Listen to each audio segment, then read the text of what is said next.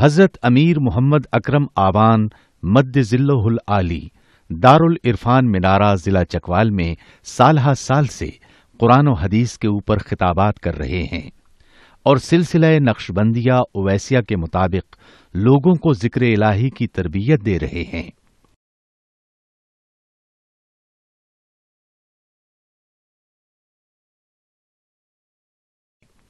وہ قرآن پاک کی تفسیر ترتیب وار بیان کر رہے ہیں۔ تفسیر قرآن کو وہ موجودہ ملکی اور بین الاقوامی حالات کے مطابق بیان کرتے ہیں۔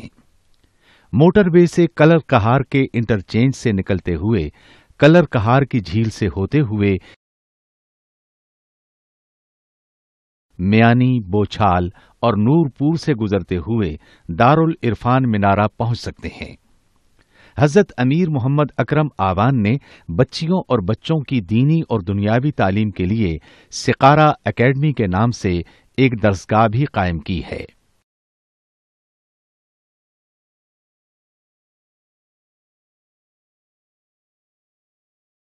جس کا افتتاح ملک پاکستان کے صدر جنرل محمد ضیاء الحق نے اپنے دست مبارک سے کیا تھا۔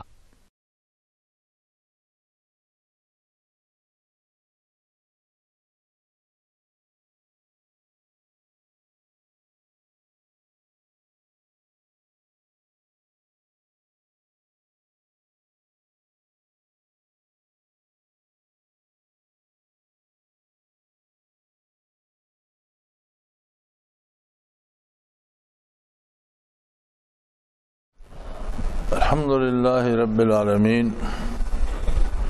والصلاة والسلام علی حبیبہ محمد وآلہ وصحبہ اجمعین۔ اعوذ باللہ من الشیطان الرجیم، بسم اللہ الرحمن الرحیم۔ وَكَذَلِكَ جَعَلْنَاكُمْ أُمَّةً وَسَطًا لِتَكُونُوا شُهَدَاءَ عَلَى النَّاسِ وَيَكُونَ الرَّسُولُ عَلَيْكُمْ شَهِيدًا وَمَا جَعَلْنَا الْقِبْلَةَ الَّتِي كُنْتَ عَلَيْهَا إِلَّا لِنَعْلَمَ مَن يَتَّبِعُ الرَّسُولَ مِمَّن يَنقَلِبُ عَلَىٰ عَقِبَيْهِ وَإِن كَانَتْ لَكَبِيرَةً إِلَّا عَلَى الَّذِينَ هَدَى اللَّهُ وَمَا كَانَ اللَّهُ لِيُضِيعَ إِيمَانَكُمْ إِنَّ اللَّهَ بِالنَّاسِ لَرَءُوفٌ رَحِيمٌ۔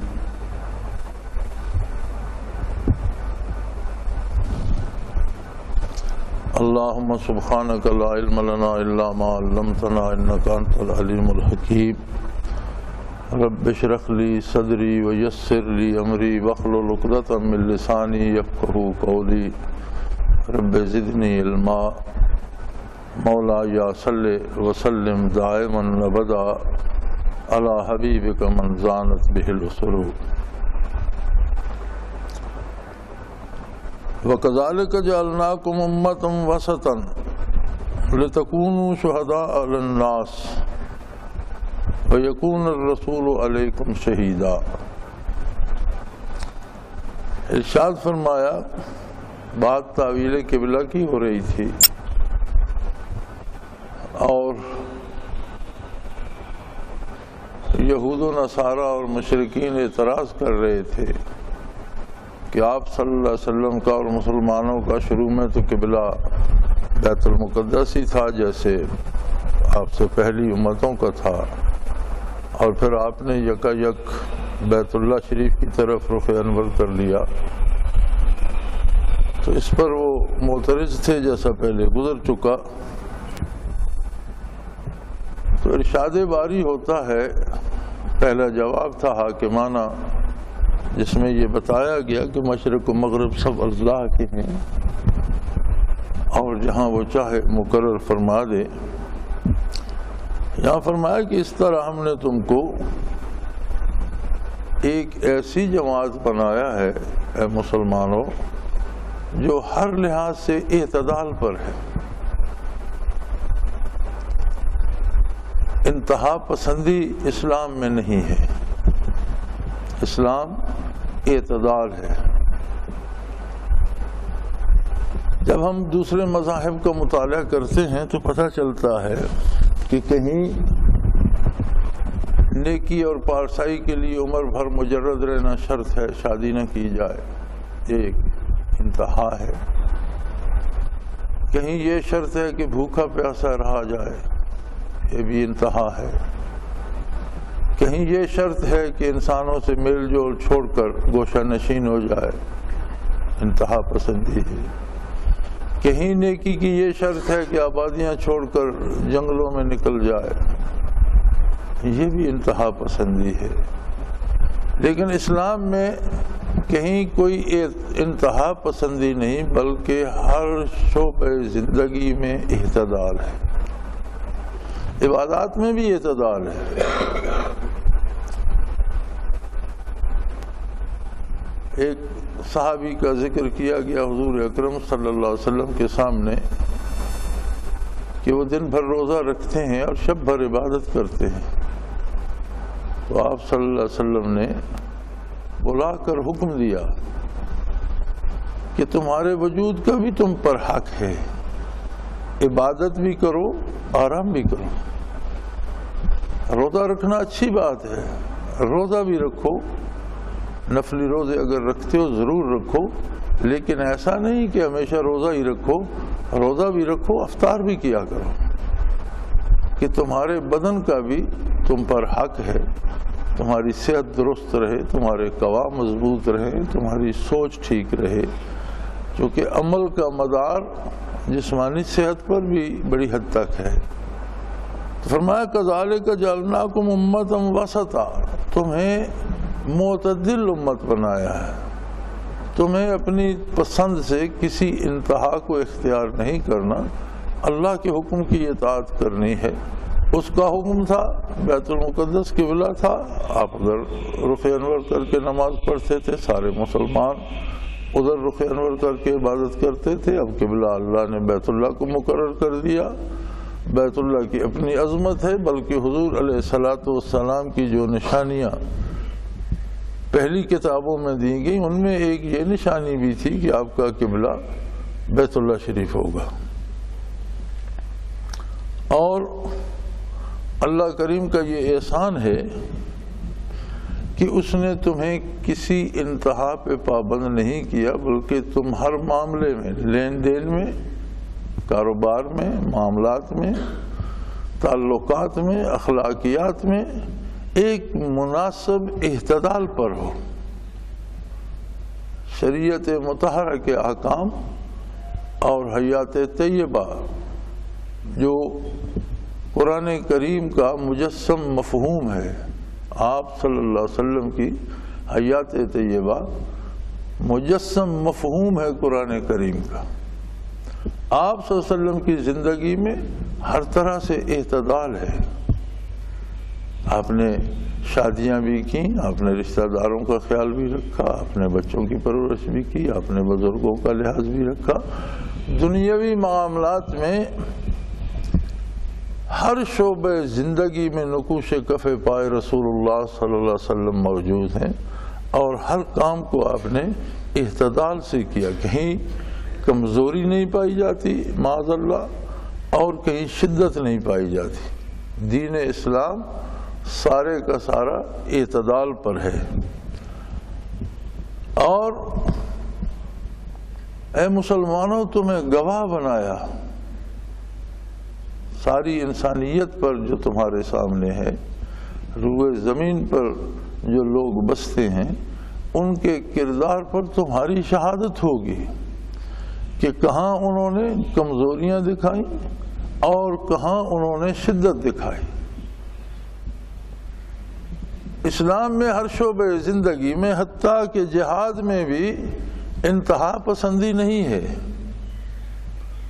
جہاد کا بھی ایک سبب ہے کہ کہیں ظلم ہو رہا ہے، اسے روکنے کے لیے کیا جاتا ہے۔ تو اگر ظالم ظلم رک جائے تو محض لوگوں کو قتل کرنا مقصد نہیں ہے، ایک اعتدال ہے اس میں کہ اگر وہ توبہ کر لیتا ہے یا اس ظلم سے رک جاتا ہے تو وہاں ختم ہو جائے، جہاد ختم ہو جائے گا، تلوار میان میں رکھ دی جائے گی۔ اسی طرح زندگی کے ہر شعبے میں، اور آپ یاد رکھیں جس طرح وجود کی زندگی اعتدال پر ہی قائم رہتی ہے، کوئی خلط یا کوئی چیز بڑھ جائے یا کوئی چیز کم ہو جائے تو بدن بیمار ہو جاتا ہے۔ کسی بھی چیز کی کمی واقع ہوگی بیمار ہو جائے گا، کسی بھی چیز کی زیادتی ہو جائے گی بیمار ہو جائے گا۔ انسانی وجود کی حیات اور صحت و سلامتی اعتدال پر ہے کہ ہر چیز اپنی اپنی حد میں رہے۔ اسی طرح قوموں کی زندگی اعتدال پر منحصر ہے، اسی طرح نوع انسانی کی زندگی کا انحصار اعتدال پر ہے۔ جہاں بھی زیادتی آئے گی یا کمی آئے گی، معاشرے میں خدا نخواستہ اگر استحصال ہوگا معاشرے کا اور کچھ لوگ غریب سے غریب تر ہوتے چلے جائیں گے، کچھ امیر سے امیر تر ہوتے چلے جائیں گے، تو یہ غیر معتدل معاشرہ ہوگا جس کا نتیجہ فساد ہوگا، بیماری ہوگی، جس کا نتیجہ ہمیشہ کسی نہ کسی مصیبت کی صورت میں ظاہر ہوگا۔ اور اگر اعتدال ہوگا معاشرے میں، ہر ایک کو مساوی حقوق حاصل ہوں گے، جتنی کوئی محنت کرتا ہے اتنی اجرت پا لے گا اور انصاف سے پا لے گا، دوسرے کا حق نہیں مارا جائے گا، تو بے شک ایک زیادہ محنت کر کے زیادہ کما لے، دوسرا تھوڑا کام کرتا ہے تھوڑا کماتا ہے لیکن اس میں فساد نہیں ہوگا۔ جسے تھوڑا ملتا ہے وہ جانتا ہے کہ میں نے کام تھوڑا کیا ہے، جسے زیادہ ملتا ہے وہ جانتا ہے میں نے محنت زیادہ کی ہے۔ اس لیے ان میں اعتدال ہوگا، ان میں رقابت نہیں ہوگی، رفاقت ہوگی۔ لیکن جب معاشرے میں ایسی چیز آ جائے گی کہ کچھ لوگ محنت کرتے رہیں گے انہیں کچھ نہیں ملے گا، کچھ لوگ کچھ بھی نہیں کریں گے اور ان کے حصے کا بھی لوٹ کر لے جائیں گے، تو یہ غیر معتدل معاشرہ ہوگا جس میں خرابیاں پیدا ہوں گی، قتل و غارت ہوگی، چوری ہوگی، حصول زر کے ناجائز طریقے اپنائے جائیں گے۔ اسی طرح اقوام عالم میں بھی دنیا کی آبادی اور دنیا کی صحت کا راز، انسانی برادری کی صحت مندی کا راز اعتدال میں ہے۔ کوئی بھی قوم اگر اپنی حد سے تجاوز کرے گی تو دنیا میں فساد پھیل جائے گا، کوئی بھی اپنے آپ کو دوسروں پہ مسلط کرنا چاہے گا تو کوئی ہولناک تباہی لائے گا، کسی کو اتنا دبا دیا جائے گا کہ اسے حد سے گرا دیا جائے تو نتیجہ ہمیشہ الٹ نکلے گا۔ اور کبھی طاقت اور زور سے انصاف قائم نہیں ہوتا، انصاف ہمیشہ عدل سے قائم ہوتا ہے، چونکہ ظلم کی ضد عدل ہے، ظلم کی ضد طاقت نہیں ہے کہ ایک شخص ظلم کر رہا ہے اسے کوئی طاقتور چاہیے، اسے عدل اس کا مقابلہ۔ جس طرح اندھیرے کی ضد روشنی ہے، اندھیرا روشنی لانے سے جائے گا، آپ اس پہ توپے داغتے رہیں یا اس پہ لڑائی کرتے رہیں تو اس سے اندھیرے کی صحت پر کوئی فرق نہیں پڑے گا، ہاں روشنی ہوگی تو ظلمت چلی جائے گی۔ اسی طرح عدل ہوگا ظلم رخصت ہو جائے گا معاشرے سے۔ اعتدال یہ ہے کہ ہر شخص کو اس کی ضرورت کی چیز، اس کی حیثیت، اس کی ضرورت اور اس کی محنت کے مطابق مل جائے۔ تو فرمایا تم امت اوسط ہو، معتدل امت، وہ قوم جس کا ہر کام اعتدال پر ہے، کہیں کمزوری بھی نہیں ہے، کہیں شدت بھی نہیں ہے، زیادتی بھی نہیں ہے۔ اگر کوئی کمزوری دکھاتا ہے تو وہ بھی شریعت کے خلاف کر رہا ہے، اور اگر کوئی شدت دکھاتا ہے تو وہ بھی شریعت سے کی حدود سے نکل رہا ہے۔ اعتدال شریعت اسلامی ہے۔ اور پھر تمہیں تو ایک گواہ کی حیثیت سے بھی اللہ کے روبرو کھڑے ہو کر شہادت دینی ہے کہ تیری دنیا میں فساد برپا کرنے والے کون لوگ تھے، کون ایسے لوگ تھے جن کی کمزوریاں خرابی لائیں، یا کون ایسے لوگ تھے جن کی شدت پسندی خرابی لانے کا سبب بنے۔ لِتَكُونُوا شُهَدَاءَ عَلَى النَّاسِ، الناس سے اولاد آدم مراد ہے کہ ساری آدمیت روئے زمین کی اقوام عالم پر تم لوگ گواہ ہوگے۔ اب جس زمانے میں یہ بات ارشاد فرمائی جا رہی ہے اس وقت روئے زمین پر انسانیت کی اجتماعیت کا تصور موجود نہیں تھا۔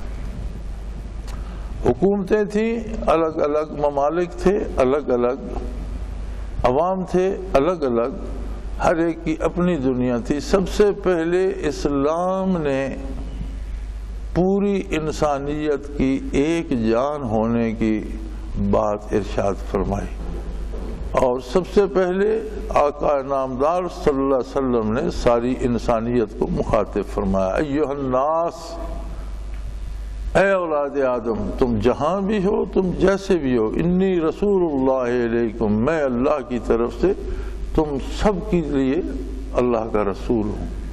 تو یہ اجتماعی تصور آقا نامدار حضرت محمد الرسول اللہ صلی اللہ علیہ وآلہ وسلم نے دیا۔ اس میں اللہ کریم فرماتے ہیں کہ جو بھی حضور پر ایمان لاتے ہیں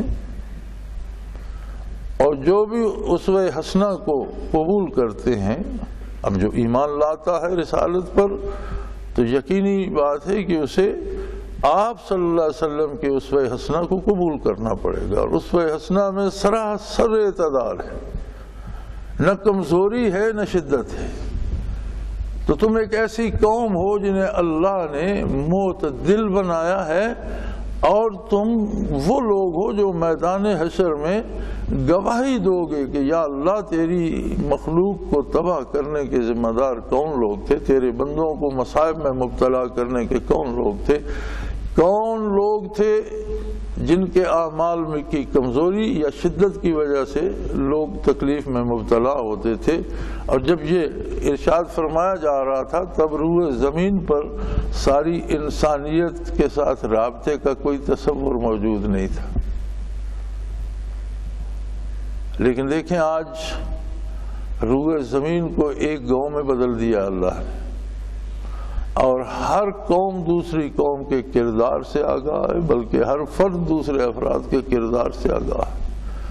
دنیا میں کون کیا کر رہا ہے کم و بیش ہر فرد کی نظر میں ہے، اور روزانہ ساری بات سامنے آتی ہے۔ تو فرمایا تمہیں اس پر گواہی دینی ہوگی، اور وَيَكُونَ الرَّسُولُ عَلَيْكُمْ شَهِيدًا، اور تم پر گواہ ہوں گے محمد الرسول اللہ صلی اللہ علیہ وآلہ وسلم۔ آپ صلی اللہ علیہ وسلم کی گواہی کیا ہوگی؟ مسلمان تو مشاہدہ کر رہے ہیں لوگوں کا، اور ان کی گواہی دیں گے کہ اس کا کردار یہ تھا، اس کا کردار، تو حضور اکرم صلی اللہ علیہ وسلم کیا گواہی دیں گے؟ آپ یہ گواہی دیں گے کہ یا اللہ مومنین کا، مسلمانوں کا، میری امت کا کردار وہ ہے جو میں نے انہیں تعلیم فرمایا۔ یا اللہ یہ کسی قوم پر جھوٹ نہیں بولتے، یہ سچے اور کھرے لوگ ہیں۔ یا اللہ یہ کسی قوم سے ذاتی عداوت یا حسد یا بخل نہیں رکھتے، اس لیے کہ یہ میری سنت پر عمل پیرا ہے۔ یا اللہ ان کی سوچیں کسی کے حق میں خراب نہیں ہیں، اس لیے کہ ان کی سوچیں میں نے دی ہیں۔ اگر مقام و مرتبہ دیکھا جائے تو میدان حشر میں اس سے بڑے کسی مرتبے کا تصور تک نہیں کیا جا سکتا کہ نبی کریم صلی اللہ علیہ وآلہ وسلم کسی کے راست باز ہونے کی تصدیق فرمائے۔ اور دوسری طرف دیکھا جائے تو زندگی کے جتنے دن نصیب ہوئے ہیں ان میں سب سے اہم ذمہ داری یہ ہے کہ کہیں ہم ایسے نہ ہو جائیں کہ حضور انکار فرما دیں کہ یا اللہ اس بندے کا ذمہ دار میں نہیں ہوں، اس کی گواہی میں نہیں دوں گا۔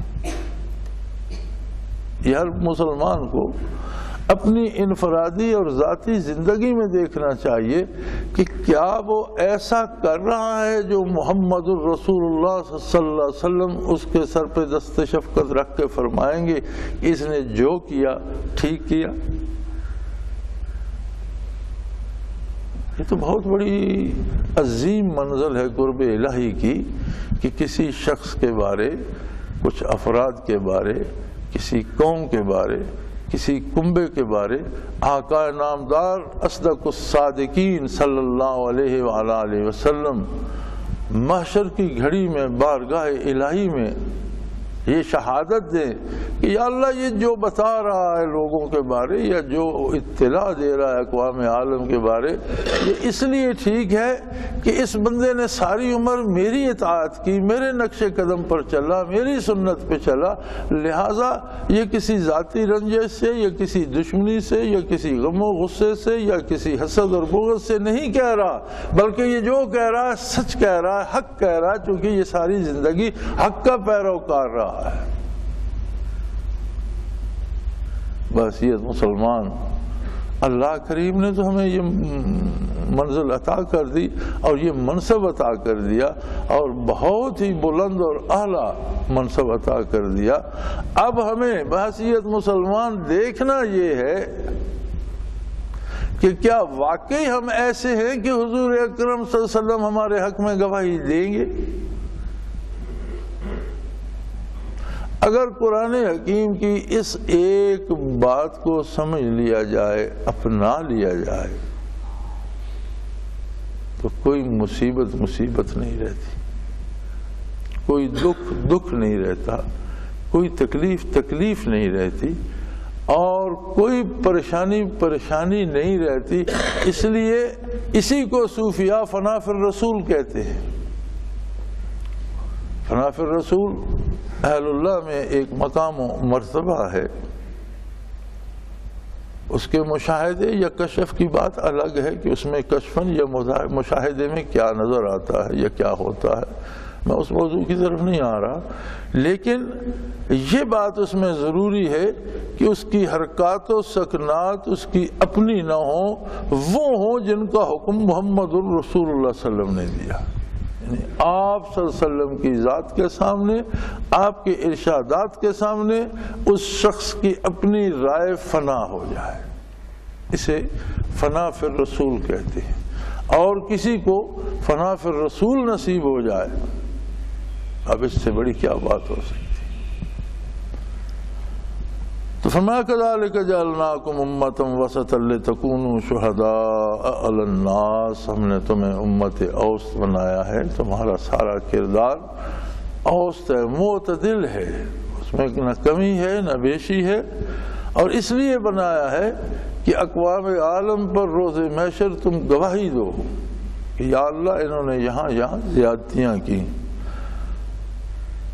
وَيَكُونَ الرَّسُولُ عَلَيْكُمْ شَهِيدًا، اور تم پر گواہی دیں آقا نامدار صلی اللہ علیہ وسلم۔ یہ نہ ہو کفار تو کہہ دیں گے کہ یا اللہ یہ تو دنیا میں بھی ہمارے ساتھ دشمنی کرتا تھا، اب بھی ہماری دشمنی میں گواہی دے رہا ہے، یہ دنیا میں بھی ہمیں اچھا نہیں سمجھتا تھا، اب میدان حشر میں بھی ہمارے خلاف بنا ہوا ہے، تو پھر تمہارا ثبوت کیا ہوگا کہ تم سچ کہہ رہے ہو؟ تمہارا ثبوت یہ ہوگا کہ تمہارے پیغمبر، تمہارے نبی، تمہارے رسول آقا نامدار صلی اللہ علیہ وسلم فرمائیں گے نہیں اے اللہ ایسا نہیں ہے، یہ میرا متبع ہے، میرا غلام ہے، اور میرے فرمائے ہوئے احکام پر عمل کر کے اس نے زندگی بسر کی ہے، اس کے دل میں میری محبت کے دریا موجزن ہیں، اس کے اعضاء و جوارح میری سنت پر عمل پیرا رہے، اس کی پیشانی تیرے سجدوں سے منور رہی، اس کا دل تیری یادوں سے آباد رہا، اس نے زندگی کسی انتہا پسندی میں نہیں گزاری بلکہ اس نے زندگی اتباع سنت میں اور تیری اطاعت میں گزاری۔ جہاں تو نے تلوار اٹھانے کا حکم دیا اس نے تلوار اٹھائی، جہاں تو نے سر جھکانے کا حکم دیا وہاں اس نے سر جھکا دیا، جہاں تو نے صدقہ کرنے کا حکم دیا وہاں اس نے صدقہ رکھا، تو نے کھانے کی اجازت دی اس نے کھانا کھایا، تو نے روزے کا حکم دے دیا یہ روزہ دار بن گیا۔ یہ تو تیرا بندہ ہے اور میرا متبع ہے، یہ کیوں جھوٹ بولے گا؟ ہمیں اپنے کردار میں یہ تلاش کرنا پڑے گا، اللہ ہمیں اس کی توفیق دے، اور جہاں جہاں کمی ہے اس کی اصلاح کی توفیق بھی عطا فرمائے کہ ابھی وقت ہے، جب تک سانس باقی ہے تب تک آس ہے کہ مثبت تبدیلی اختیار کی جائے۔ پھر فرمایا جہاں تک تحویل قبلہ کا تعلق ہے تو اس میں بہت سی حکمتیں تھیں، ایک حکمت یہ بھی وما جعلنا القبلۃ التي كنت عليها الا لنعلم من يتبع الرسول ممن ينقلب على عقبيه. لوگ عادی تھے مدتوں سے بیت المقدس کو قبلہ مانے ہوئے تھے. اب اسی عادت گزشتہ کے مطابق جب نبی کریم صلی اللہ علیہ وسلم نے بھی ادھر رخ انور کر کے نمازیں ادا کی تو لوگ ساتھ شامل ہو گئے. لیکن دیکھنا یہ نہیں ہے کہ لوگ اپنی عادت پہ اصرار کرتے ہیں، دیکھنا یہ ہے کہ محمد الرسول اللہ کی غلامی میں کیسے ہے. اب یہ بیت المقدس کا قبلہ ہونا تو ایک مدتوں سے چلا آ رہا تھا اور لوگ عادی تھے، اور وہی قبلہ یہودیوں کا بھی تھا، وہی عیسائیوں کا بھی تھا، اول مسلمانوں کا بھی وہی تھا. لیکن جب تحویل قبلہ کا حکم آیا اور حکم آیا کہ بیت اللہ کو حرم کو اپنا قبلہ مقرر کیجئے، تو حضور اکرم صلی اللہ علیہ وسلم نے جب ادھر رخ انور پھیرا تو وہ لوگ جو محض اپنی عادت سے اسے سمجھے ہوئے تھے کہ ہمارے مزاج کے مطابق ہے، جب حضور نے رخ انور ادھر پھیرا تو جنہیں اتباع رسالت جن میں رس بس چکا تھا انہوں نے تو بغیر پوچھے رخ ادھر پھیر دیا، اور جن میں ابھی اپنی عادت پکی تھی کہ پہلے بھی تھا اب بھی ہے ٹھیک ہے، وہ مذبذب ہو گئے. تو فرمایا تحویل قبلہ میں ایک حکمت یہ بھی تھی کہ دیکھا جائے، یہ بات سامنے آ جائے، یہ بات ظاہر ہو جائے، من یتبع الرسول، کون محمد الرسول اللہ کا اتباع کرتا ہے، ممن ینقلب علی عقبیہ، اور کون الٹے پاؤں واپس ہو جاتا. زندگی کیا ہے؟ یہی ایک امتحان ہے. ساری زندگی اسی بات کی پرکھ ہوتی ہے کہ ہم کتنا محمد الرسول اللہ صلی اللہ علیہ وسلم کا اتباع کرتے ہیں، اور کہاں سے ہم اتباع رسالت چھوڑ کر ہوائے نفس کے پیچھے چلے جاتے ہیں، اپنے غم و غصے کے پیچھے چلے جاتے ہیں، اپنے ذاتی افکار کے پیچھے چلے جاتے ہیں، اپنی رسومات کے پیچھے چلے جاتے ہیں، اپنے رواجات کے پیچھے چلے جاتے ہیں. یاد رکھیں ہمارے روایات میں اور ہماری رسومات میں بے شمار ایسی چیزیں ہیں جو شرعاً ممنوع نہیں ہیں، لیکن انہیں مباح سمجھنا ایک اور بات ہے. جو چیز شرعاً منع نہیں ہے اسے مباح سمجھنا یا ایسا کرنا ایک اور بات ہے، اور اس کو عبادت سمجھ کر کرنا بدعت بن جاتی ہے. کیونکہ عبادت وہی کام ہے جو حضور اکرم صلی اللہ علیہ وسلم نے جسے عبادت قرار دیا ہے، اور اگر وہ حضور اکرم سے، خلفاء راشدین سے، متقدمین سے، صحابہ کرام سے ثابت نہیں ہے اور اسے ہم ثواب سمجھ کر کرتے ہیں تو بدعت بن جاتی ہے. اور یاد رکھیں ہر بدعت ایک سنت کو گرا کر اپنی جگہ بناتی، سنت وہاں سے اٹھ جاتی ہے جہاں بدعت رکھی جاتی، اور ہر بدعت حضور نے فرمایا جہنم میں ہوگی. ہر بدعت گمراہی ہے. کل بدعۃ ضلالہ وکل ضلالۃ فی النار، او کما قال رسول اللہ صلی اللہ علیہ وسلم. ہر بدعت ایک گمراہی ہے اور ہر گمراہی جہنم میں جائے گی.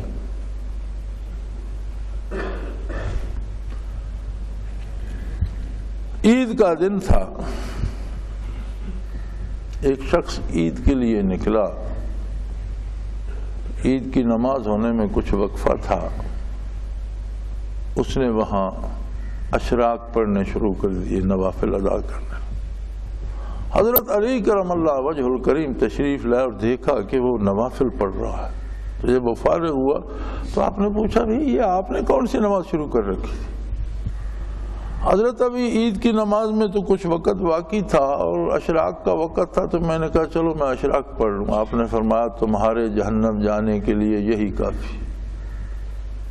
تو حیران ہو گیا، اس نے کہا ایسا آپ کیوں فرما رہے ہیں؟ میں تو نوافل ادا کروں۔ فرمایا عید کے روز نبی کریم صلی اللہ علیہ وسلم نے عید کی نماز سے پہلے کوئی نوافل نہیں پڑھے۔ حضور سے ثابت نہیں ہے کہ نماز عید سے پہلے اشراق پڑھے جائیں، اور تم پڑھ رہے ہو، گویا خلاف سنت کر رہے ہو، اور خلاف سنت کوئی بھی عمل جہنم لے جانے کے لیے کافی ہے۔ اب آپ اندازہ کیجئے کہ جو اضافے اور جو رواج ہم بناتے ہیں، یہ اس دور کی بات ہے جو صحابہ کرام کا دور تھا، لیکن اس بندے کو اس نے استغفار کیا، اس نے توبہ کی، اس نے کہا اللہ مجھے معاف کر دے، مجھے پتہ نہیں تھا۔ ہمارا عالم یہ ہے کہ ہم نے رسومات کو عبادات کا درجہ دے دیا ہے۔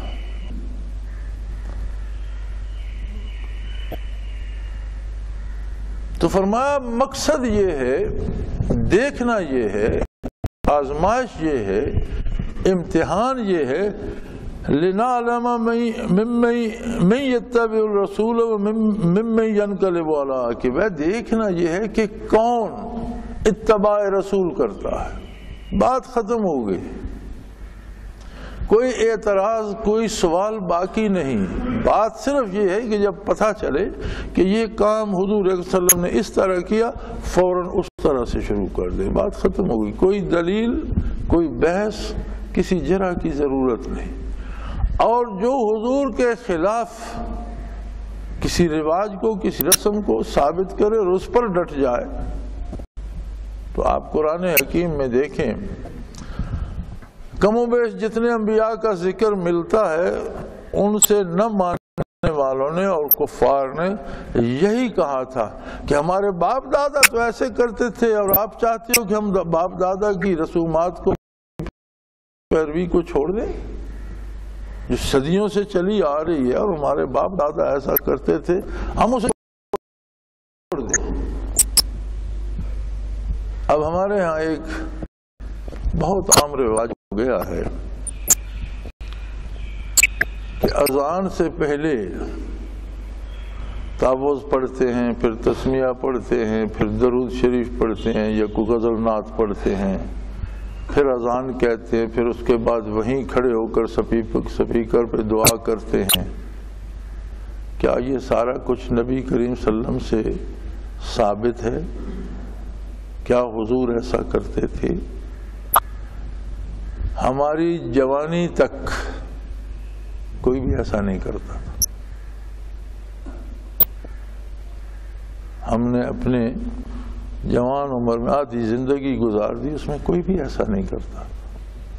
آج دلیل یہ ہوتی ہے کہ درود ہی تو پڑھ رہے ہیں، تو وہ غریب بھی تو نوافل ہی پڑھ رہا تھا، اللہ ہی کو سجدہ کر رہا تھا۔ درود سارا دن پڑھو، ساری رات پڑھو، بلکہ نبی کریم صلی اللہ علیہ وسلم کے سامنے کسی نے عرض کیا، کسی صحابی نے عرض کی کہ یا رسول اللہ، میں نے اتنا وقت وقف کیا ہے وظائف کے لیے، اذکار کے لیے، تو اس میں 3 حصے میں کچھ تلاوت کرتا ہوں، کچھ تسبیحات پڑھتا ہوں، اور چوتھا حصہ صرف درود شریف پڑھتا ہوں۔ آپ صلی اللہ علیہ وسلم نے فرمایا کہ اگر درود اور بڑھا لو تو اچھا ہے۔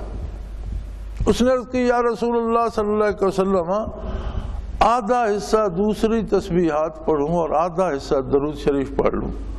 فرمایا اور بڑھا لو تو اچھا ہے۔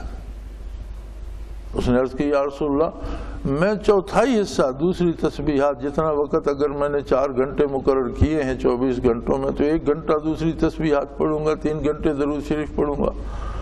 آپ نے فرمایا اور بڑھا لو تو اچھا ہے۔ اس نے عرض کی یا رسول اللہ، پھر مجھے جتنا وقت ملے میں سارا درود شریف ہی پڑھتا رہوں تو اچھا ہے۔ آپ نے فرمایا اگر ایسا کر لو تو دنیا اور آخرت کی کوئی مصیبت تم پر نہیں آئے گی، 2 عالم کی مصیبتوں سے بچ جاؤ۔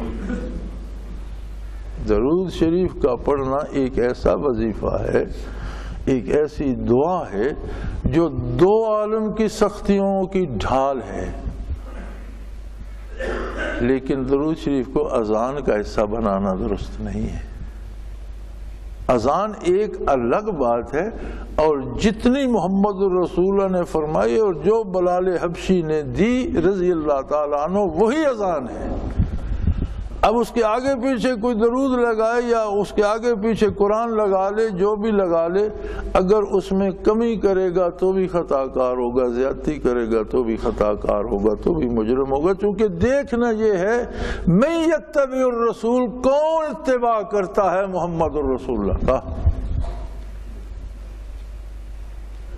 ہمارے لوگوں کے پاس دلیل یہ ہوتی ہے کہ ایک شخص نے مجھ سے کہا ڈلوال میں کہ میں 2 کپ چائے پیتا ہوں، اگر 3 پی لوں تو کیا حرج ہے، چائے پی رہا ہوں. تو میں اتنی اذان کہتا ہوں کہ اس کا 2 دفعہ درود شریف پڑھ لوں تو درود شریف ہی ہے نا، کیا حرج ہے. میں نے کہا بزرگو، برا سا آدمی تھا، آپ قرآن پڑھتے ہیں، سورۃ فاتحہ پڑھتے ہیں اور اس کے بعد قرآن پڑھتے ہیں، رکوع سجود کرتے ہیں، تو فجر کی 2 ہی رکعتیں کیوں پڑھتے ہیں؟ کبھی 3، کبھی 4، کبھی 5 پڑھ لیا کریں.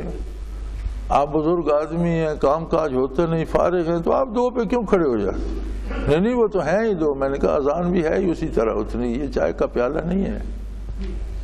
یہ اللہ کی عبادت ہے اور اس کی حدود و قیود ہیں، اور جو حضور علیہ الصلوۃ والسلام نے تعلیم فرمائی وہی حق ہے. اب اگر آپ اس میں کمی کریں گے یا اضافہ کریں گے تو آپ امت اوسط نہیں رہیں گے، آپ اعتدال پر نہیں رہیں گے. یہ تو ایک بات میں نے کہہ دی جو بہت عام ہو گئی ہے اور جس پر کہنے سے سب ڈرتے ہیں، اس لیے میں کہہ رہا ہوں کہ بات بتانی چاہیے. مجھے ایسا کرنے والوں سے امید نہیں ہے کہ وہ سنبھلیں گے. دعا ضرور کرتا ہوں کہ اللہ کرے سنبھل جائیں، اللہ سب مسلمانوں کو ہدایت پہ رکھے، اللہ سب مسلمانوں کو حضور کا اتباع نصیب فرمائے. لیکن بدعت کی ایک مصیبت یہ ہوتی ہے، علماء حق فرماتے ہیں کہ بدعت سے توبہ بہت مشکل ہوتی ہے، اس لیے کہ بدعتی بدعت کو ثواب سمجھتا ہے. جب وہ سمجھتا ہی ثواب ہے تو توبہ کیوں کرے گا؟ گناہ سے توبہ آسان ہوتی ہے کہ گناہ کرنے والا بھی اپنے دل میں اسے جرم سمجھتا ہے اور کسی وقت اسے جرم سمجھ کر چھوڑ بھی سکتا ہے، توبہ کر سکتا ہے. لیکن جس بات کو وہ عبادت یا ثواب سمجھتا ہے وہ بدعت ہے، جرم وہ سمجھتا ہے ثواب ہے، ثواب سے توبہ بھی کامی نصیب ہوتی ہے. بدعت سے توبہ اللہ ہی کسی کو توفیق دے. اس لیے مجھے امید نہیں کہ جو اس مصیبت میں گرفتار ہیں وہ میرے کہنے سے باز آ جائیں گے. ایک دن مجھ سے ایک ساتھی نے پوچھا، کسی نے، عام آدمی تھا، کوئی اپنا ساتھی نہیں تھا، کہ جی ہم سلام ہی پڑھتے ہیں سپیکر پر تو اذان سے پہلے، تو اس پہ کیا اعتراض ہے؟ میں نے کہا بھئی آپ ایسا کریں، آپ کا گھر کہیں مسجد کے قریب ہے، آواز سپیکر کی پہنچتی ہے؟ جی پہنچتی ہے. میں نے کہا آپ کے ابا جی زندہ ہیں؟ زندہ ہیں. میں نے کہا کسی دن سپیکر آن کر کے مسجد کا 4-5 بار ابا جی کو سلام کہنا، ابا جی السلام علیکم، ابا جی السلام علیکم. میں نے کہا بلند آواز سے سر لگا کے کہنا، ابا جی امید ہے انشاءاللہ مسجد میں آ کر تمہیں مسئلہ سمجھا دیں گے، میں دیکھوں گا تم پر کتنے راضی ہوتے. اگر تم بھائی کو، والد کو وہاں سے سلام کہنا مناسب نہیں سمجھتے تو تمہیں عظمت رسالت کا کوئی احساس نہیں ہے کہ حضور اندر تشریف فرما تھے حجرہ مبارکہ کے، اور ایک صحابی کو دینی مسئلہ پوچھنا تھا اور صحرائی تھا، اپنا ریوڑ اور اپنے جانور چھوڑ کر اسے جلدی تھی، تو اس نے حجرہ مبارک کے باہر سے آواز دی، یا رسول اللہ میری گزارش سنیے، باہر تشریف لائیے. اللہ نے اس پہ کرم فرمایا، چونکہ مخلص تھا، اسے اسلام سے تو نہیں نکالا، لیکن کہا اولئک هم ان الذین ینادونک من وراء الحجرات اولئک هم الجاہلون، کہ دیوار کے باہر سے جو آپ کو پکار رہے ہیں ایسے لوگ بہت جاہل ہیں، بے وقوف ہیں. اس پہ بھی تنبیہ ہوئی کہ دیوار کے اندر حضور جلوہ، آپ نے باہر سے آواز کیوں دی؟ انتظار کرتے جب حضور اپنی مرضی سے باہر تشریف لاتے اور آپ سے پوچھتے، آپ کی طرف متوجہ ہوتے. اگر باہر تشریف لاتے اور کسی دوسری طرف متوجہ ہوتے تو بھی تمہاری جرأت ہی نہیں ہونی چاہیے تھی کہ آواز لگاتے کہ آپ میری بات سنیے. ہاں جب تمہاری طرف متوجہ ہوتے تو پھر اپنی گزارش پیش کرتے. یہ تقاضا ادب ہے. در اقدس سے باہر کھڑا ہو کر آواز لگانے والا تو جاہل ہے، یہاں سے سپیکر پر سلام کہنے والا کیا ہوگا؟ مجھے کسی سے نہ کوئی رنجش ہے نہ دشمنی، میں ان مسلمانوں میں سے ہوں جو محمد الرسول اللہ صلی اللہ علیہ وسلم کا اتباع کرتے ہیں، لیکن حق ہے، اور یہ چھوٹی چھوٹی باتیں ہمیں حق سے ہٹا دیتی ہیں۔ اگر کوئی عبادت میں، اگر کوئی اذان کہنے میں، اگر کوئی مساجد میں بھی اعتدال سے ہٹ گیا تو عام زندگی میں وہ معتدل مسلمان کہاں ثابت ہوگا؟ امتحان یہ ہے کہ من یتبع الرسول ممن ینقلب علی عقبیہ، کون اتباع رسالت کرتا ہے بلا عذر، اور کس کے دل میں اعتراض پیدا ہوتا ہے اور وہ اس سے محروم ہو جاتا ہے۔ وَإِن كَانَتْ لَكَبِيرَةً إِلَّا عَلَى الَّذِينَ هَدَى اللَّهُ، اور یہ بہت مشکل کام ہے۔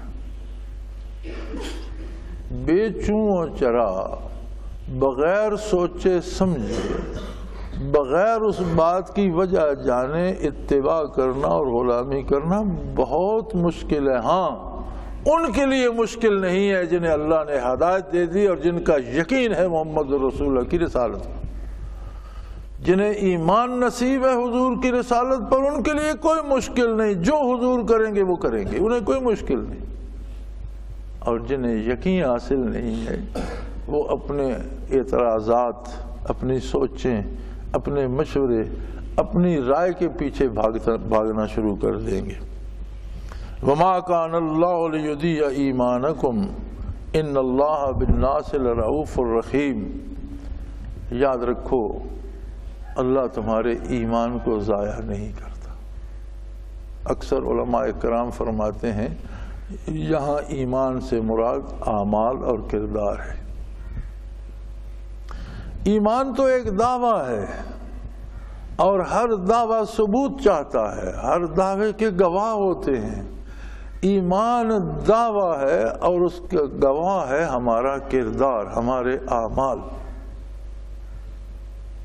جب بندہ یہ کہتا ہے میں مسلمان ہوں تو اس کی سب سے بڑی دلیل یہ ہے کہ اب وہ اتباع کرے محمد الرسول اللہ کا، اور اگر اس کی گواہی جھوٹی ہے، وہ اتباع حضور صلی اللہ علیہ وسلم کا نہیں کرتا، کام اپنی مرضی سے کرتا ہے، غلط کام کرتا ہے، کہتا ہے میں مسلمان ہوں، تو اس دعوے کا کوئی اعتبار نہیں ہے۔ اس لیے یہاں فرمایا مَا كَانَ اللَّهُ لِيُضِيعَ إِيمَانَكُمْ، اللہ کو یہ سزاوار نہیں ہے کہ تم اتباع کرو محمد الرسول اللہ صلی اللہ علیہ وسلم کا اور وہ اسے ضائع کر دے، اس لیے کہ یقیناً اللہ عالم انسانیت کے ساتھ شفیق بھی ہے، مہربان بھی ہے، بہت کرم کرتا ہے۔ وہ انسان سوچ نہیں سکتا کہ وہ اس کے کتنے عیبوں کو چھپاتا ہے، اس کے کتنے گناہوں کو معاف کرتا ہے، جو نہیں معاف کرتا وہ بھی دوسرے پہ ظاہر نہیں کرتا، اور اس کے گناہوں، اس کے عیوب، اس کی گستاخیوں کے باوجود اس پر نعمتوں کی بارش مسلسل جاری رکھتا ہے، اسے روزی دیتا ہے، صحت دیتا ہے، حواس عطا کرتا ہے، سوچ بچار دیتا ہے، کتنی کتنی دنیا کی نعمتیں اسے وہ دیے جا رہا ہے، اس لیے کہ وہ لوگوں کے ساتھ بہت شفقت کا برتاؤ کرتا ہے، وہ بہت مہربان ہے۔ لیکن یاد رکھو اس کی مہربانیوں کو رد کرنا سب سے بڑی گستاخی ہے، اور اللہ کی مہربانیوں اور اللہ کی رحمت کو رد کرنے والا کون ہے؟ وہ جو رسول اللہ صلی اللہ علیہ وسلم کے اتباع کو چھوڑ دیتا ہے۔ اللہ کریم ہمیں اس سے توبہ کی توفیق دیں، اتباع رسالت پناہی کی توفیق عطا فرمائے، آقا نامدار صلی اللہ علیہ وسلم کی محبت نصیب فرمائے، اور متبعین کے ساتھ زندہ رکھیں، متبعین کے ساتھ موت نصیب فرمائے، اور اتباع کرنے والوں کے ساتھ یوم حشر کھڑا ہونا نصیب فرمائے۔ وآخر دعوانا ان الحمدللہ رب العالمین۔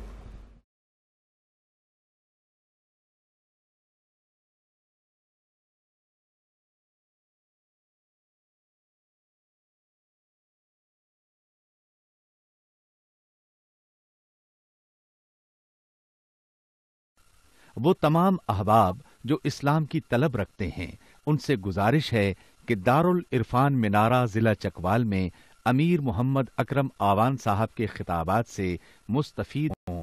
وہ ہر جمعے کو نماز سے پہلے بیان فرماتے ہیں۔ ہر ماہ کی پہلی اتوار کو ماہانہ اجتماع ہوتا ہے جس میں آپ خصوصی خطاب فرماتے ہیں اور پاکستان کے چاروں صوبوں سے احباب اس اجتماع میں شرکت کرتے ہیں۔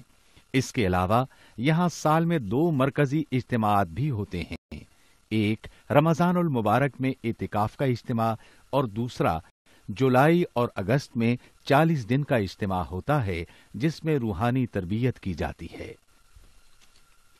اپنا خون سیماب دے کر اتنا ہم کر جائیں گے، نام آقا کا چمن میں پھر رقم کر جائیں گے۔